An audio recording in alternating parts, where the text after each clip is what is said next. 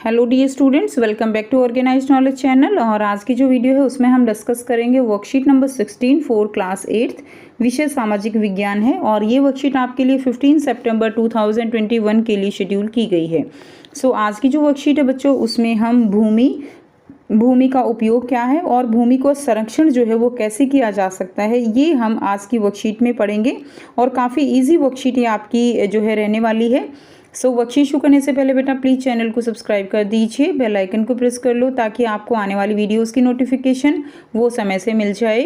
और जो ये वर्कशीट है स्टूडेंट्स, इसके जो फॉन्ट हैं वो बहुत छोटे दिए गए हैं, तो आपको थोड़ी सी यहाँ पे परेशानी हो सकती है इसको देखने में।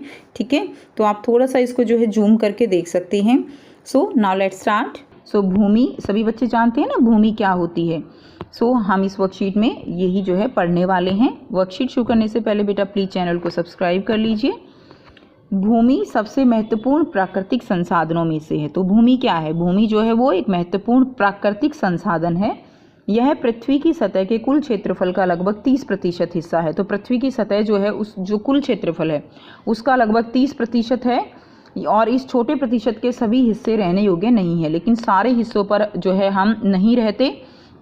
ठीक है, दुनिया के विभिन्न हिस्सों में आबादी का असमान वितरण मुख्य रूप से भूमि और जलवायु की विभिन्न विशेषताओं के कारण है। तो बेटा पूरी अर्थ पर कहीं जलवायु अलग है, कहीं पर मानव के रहने के लायक है, कहीं नहीं है। ठीक है, तो इस बात पे निर्भर करता है कि वहाँ पर जलवायु कैसी है। बीहड़ स्थलाकृति, पहाड़ों की खड़ी ढलान, जल जमाव के लिए अति संवेदनशील निचले इलाके, कहीं रेगिस्तानी इलाके हैं, घने जंगल हैं। वहाँ पर क्या है, कम आबादी है या निर्जन है। ये निर्जन यानी यहाँ पर कोई भी नहीं रहता। मैदान और नदी घाटियाँ कृषि के लिए उपयुक्त भूमि प्रदान करते हैं। तो मैदान है, नदी घाटियाँ हैं, वहीं पर जो है ज़्यादा उपयुक्त भूमि है रहने के लिए भी और खेती के लिए भी। क्या आप जानते हैं विश्व की 90% जनसंख्या भूमि क्षेत्र के 30% भाग पर ही रहती है। शेष जो 70% है वो या तो जो है क्या है, विरल जनसंख्या है। ठीक है, या वह निर्जन है, यानी यहाँ तो बहुत लोग रहते हैं तो बहुत कम, या वहाँ पर कोई भी नहीं रहता। नेक्स्ट है भूमि का उपयोग। विभिन्न उद्देश्य जैसे कृषि, वानिकी, खनन, भवन निर्माण, सड़कों और उद्योगों की स्थापना के लिए किया जाता है। भूमि का उपयोग किया जाता है कृषि के लिए, भवन निर्माण के लिए, सड़क उद्योगों के लिए। इसे आमतौर पर क्या कहा जाता है? भूमि उपयोग कहा जाता है। भूमि का उपयोग भौतिकी कारकों जैसे स्थलाकृति, मिट्टी, जलवायु, खनिज, पानी की उपलब्धता से निर्धारित होता है।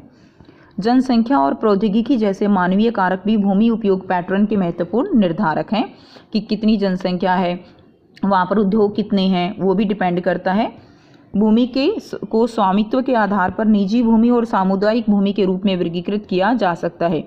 तो जो स्वामित्व है यानी किसकी भूमि है, उसके आधार पर दो भागों में निजी भूमि यानी स्वयं की भूमि और सामुदायिक जिसका सब प्रयोग कर सकते हैं। निजी भूमि व्यक्तियों के स्वामित्व में है, जबकि सामुदायिक भूमि आम समुदाय के लिए चारा, फल, नट या औषधियाँ, जड़ी बूटियों के संग्रह के रूप में उपयोग की जाती है। निजी भूमि यानी जो हर एक व्यक्ति जो है पर्सनली वो मालिक होता है बेटा, उसकी पर्सनल ज़मीन होती है। और सामुदायिक भूमि क्या होती है, जो सभी उसका यूज़ कर सकते हैं, जैसे चारे के लिए है, फल के लिए है, जड़ी बूटियों के लिए हैं, उन सब के लिए वो वहाँ हर कोई जा सकता है। इन सामुदायिक भूमि को आम संपत्ति संसाधन कहा जाता है। ठीक है, तो सामुदायिक भूमि को क्या कहा जाता है? आम संपत्ति है ये। भूमि का उपयोग दिखाया गया है खनन के लिए, कृषि के लिए, वनों के लिए, उद्योगों के लिए, सड़कों के लिए और भवन निर्माण के लिए भूमि का उपयोग जरूरी है।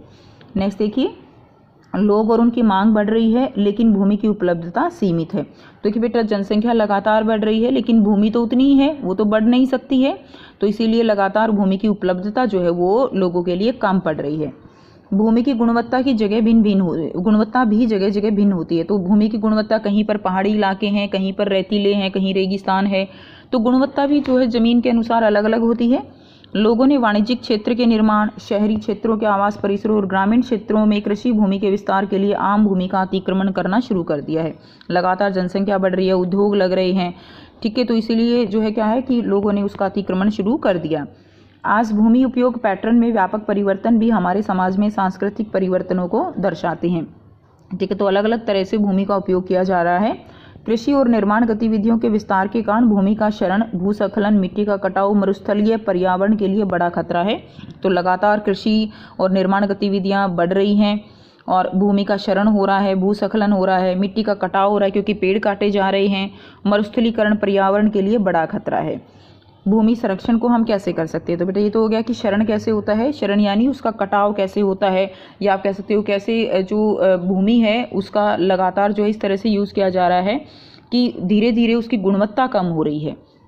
तो उसके लिए क्या जिम्मेवार है? उसके लिए जो भूमि उपयोग जो पैटर्न है वो चेंज हो रहा है, कृषि बढ़ रही है, निर्माण गतिविधियाँ बढ़ रही हैं, भूस्खलन हो रहा है, मिट्टी का कटाव हो रहा है। उसके बाद देखिए नेक्स्ट हम पढ़ेंगे भूमि संरक्षण। भूमि संरक्षण में क्या है? बढ़ती जनसंख्या और उनकी बढ़ती मांग के कारण वन आवरण और कृषि योग्य भूमि का बड़े पैमाने पर विनाश और इनसे प्राकृतिक संसाधन खोने का डर भी पैदा किया है। इसलिए भूमि की गिरावट की वर्तमान दर को रोकना होगा। तो भूमि की जो गिरावट हो रही है उसकी वर्तमान दर को रोकना होगा। कैसे रोक सकते हैं? वनों की कटाई रोकनी होगी, भूमि पुनर्ग्रहण, रासायनिक कीटनाशक उर्वरक उनका प्रयोग जो है कम से कम किया जाना चाहिए। अतिवृष्टि पर जांच भूमि संसाधनों के संरक्षण के लिए कुछ सामान्य तरीके हैं। तो बेटा इस तरह से हम उनको रोक सकते हैं, भूमि का संरक्षण कर सकते हैं। फर्स्ट क्वेश्चन है आपका, प्रश्न करेंगे हमारे लिए भूमि क्यों आवश्यक है? तो यहाँ से आप करेंगे बेटा, ये आपका क्वेश्चन नंबर 1 का हो जाएगा। नंबर 1, नंबर 2, 3, 4, 5, 6 पॉइंट आप लिख देंगे।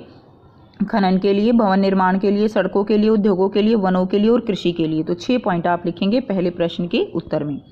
दूसरा है भूमि शरण के किन्हीं 2 कारणों को लिखिए।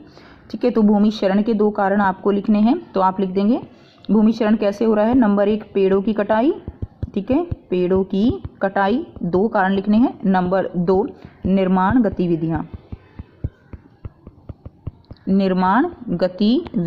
2 पॉइंट आपको लिखने हैं। तो ये आप लिख देंगे पेड़ों की कटाई, निर्माण गतिविधियों का बढ़ना, ऐसे लिख दीजिए, निर्माण गतिविधियों का बढ़ना।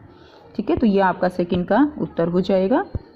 नेक्स्ट देखिए, और यहाँ से भी लिख सकते हैं बेटा निर्माण गतिविधियों का विस्तार के कारण। ठीक है, कृषि, ये आंसर भी लिख सकते हैं। पेड़ों की कटाई कैसे भी लिख सकते हैं, बहुत जो है आसानी से आप लिख सकते हैं।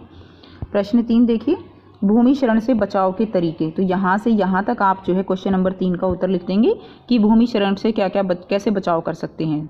तो वनों की कटाई पे जांच करके भूमि पुनर्ग्रहण, ये सब तरीके क्या हैं जब हम भूमि शरण से बचाव के तरीके हैं। तो ये आपका क्वेश्चन नंबर 3 का उत्तर हो जाएगा। तो ये थी बच्चों आपकी आज की एसएसटी की वर्कशीट बेटा। आई होप आपको वर्कशीट क्लियर है। कोई भी डाउट है आप कमेंट सेक्शन में कमेंट करके पूछ सकते हो। वीडियो अच्छी लगी तो लाइक कीजिए, शेयर कीजिए, चैनल को सब्सक्राइब कीजिए। Thanks for watching students, have a nice day.